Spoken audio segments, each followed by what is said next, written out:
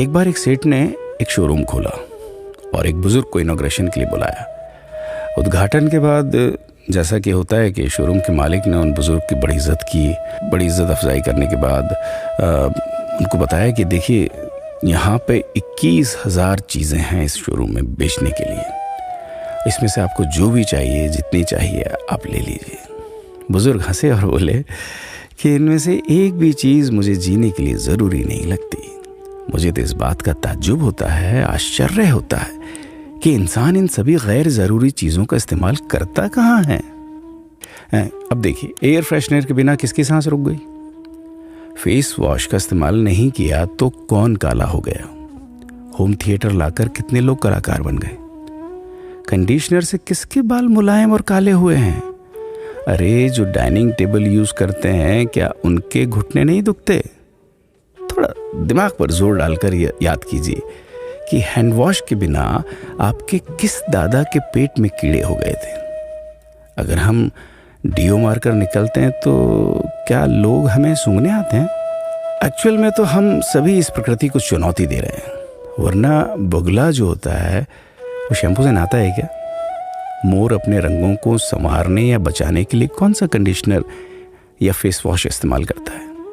कभी किसी बिल्ली को मोतियाबिंद होता देखा है? किसी खरगोश के बाल कभी गिरते हुए या सफ़ेद होते हुए देखे हैं?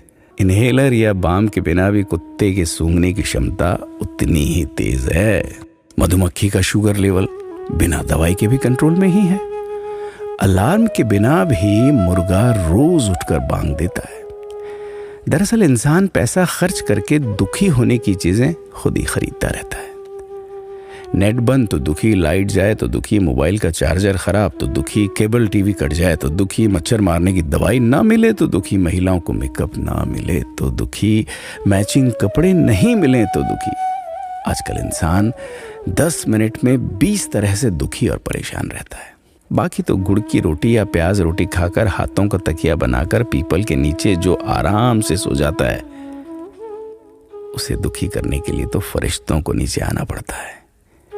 ये सब देखा देखी का खेल है। सच तो यह है कि सुखी रहने के लिए बहुत कम खर्चा होता है, लेकिन दूसरों को दिखाने में कि मैं कितना सुखी हूं, इसी में बहुत ज्यादा खर्चा होता है।